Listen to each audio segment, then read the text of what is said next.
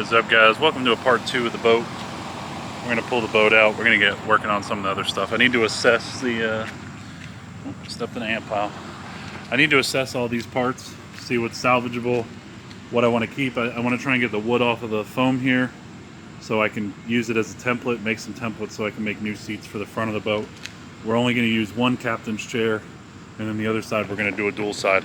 Also got to get these tires dismounted, get some new tires for the trailer, and then we're going to do wiring up the trailer harness to the new adapter, and let's get that hose fixed on the engine and the boat so we can actually listen to the motor idle and make sure it's a good motor. Well, let's get started.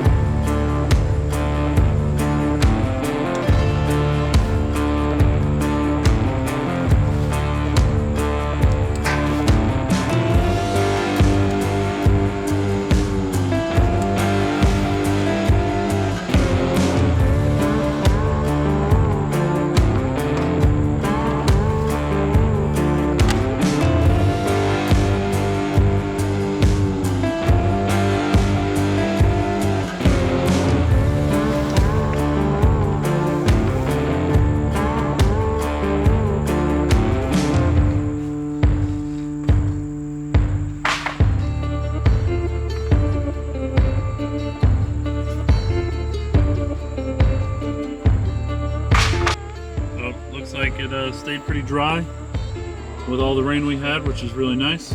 We need to fix the coolant hose on this side of the engine. This coolant hose that runs, there's a crack on the back. We got to figure out where that is, what's going on. I want to lube up all the linkage on the throttle, get all that lubricated. Also need to figure out something with the breather, because I need to plumb these breathers up into the intake somehow, and with this Aristor on there, it's not really possible. So the other thing is doing like maybe a little catch can setup or something with an auxiliary breather somewhere else. The only problem with doing that on a boat is you can build up fuel vapors in the engine compartment, which isn't really safe. So we'll have to assess that. Alright, so it did have a cooler on it. So this is the power steering cooler that runs on the back of the motor, and the fresh water comes directly through this side and comes out this way. But as you can see, it's failed.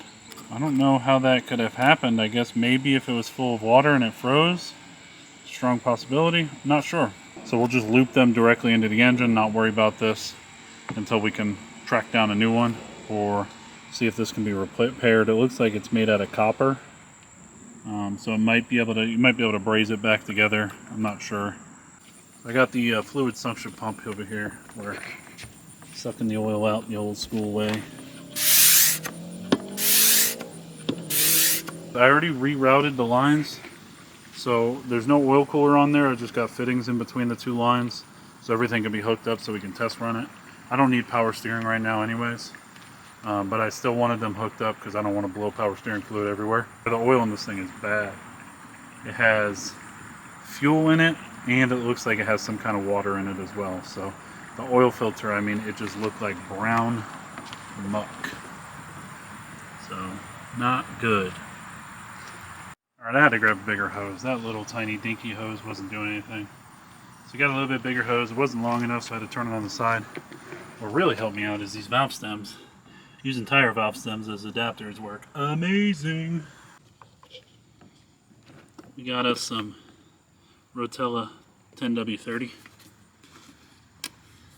Stuff's pretty cheap, pretty good, and I like to run it in a lot of my cars, so it should be safe to run it in a boat engine. I'm sure I'll get some flack online for this, but I don't really care. Alright, let's see if she fires up and idles.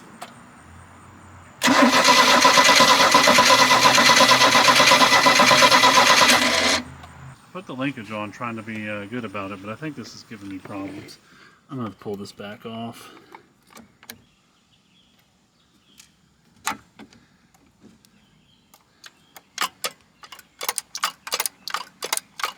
See where it's been hitting the valve cover too. That's not really good.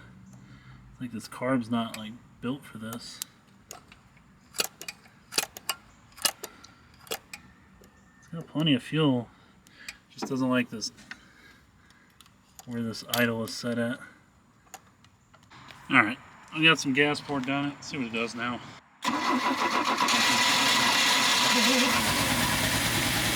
it goes. Something wrong with the vacuum on it.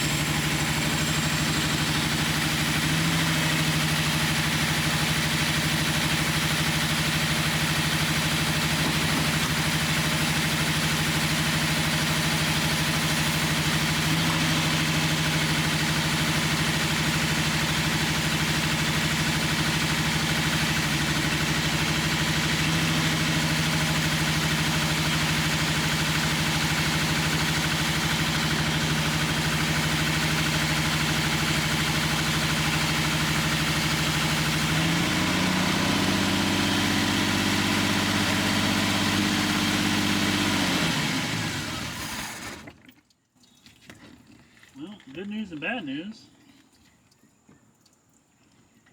Good news is it runs. Bad news is I still got leaks on the manifold. Somebody pulled out the freeze or the drain plugs. I guess so it would drain. Yeah. But I don't know where they're at, so I'm gonna have to find them. All right, so I had to go find these little guys. They were in the back of the seat, thankfully. They were still out of the exhaust.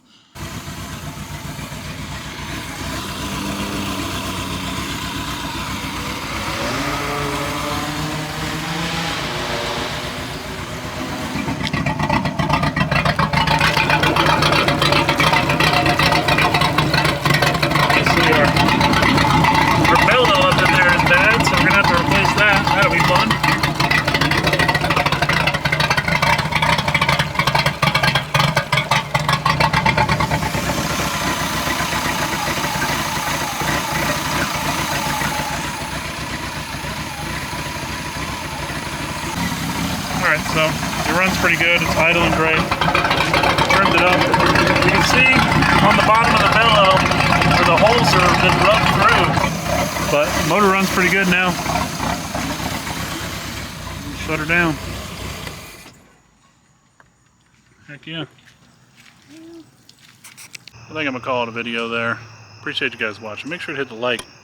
Leave me down a comment below, man. It helps the engagement of the video, makes the videos go a little bit better. Next weekend, start buying some more parts for it. Engine runs super good now. I'm happy with that. That was a big thing I wanted to tackle, and now I can actually start on the trailer tires, source some tires, actually spend some money on it and get it going. So far up in the build, we're up to $200 of our $500 budget. We got $100 for the battery, which if you don't know, you can go get a marine grade battery at AutoZone for like less than $100. It's very surprising. And we got the cover for it, which was $47, and then I got some little odds and ends stuff for like $10, I think, and then the oil and the filter. So we're about $200 into it so far. We got $300 more to keep on. That'll probably go towards wood, fiberglass resin, and building some seats that we need to build for it, and also a dog house. And I need to look at how much the carpet's going to cost and see if I can find a budget option for the carpet. Let's see. Let's keep it up. The next one.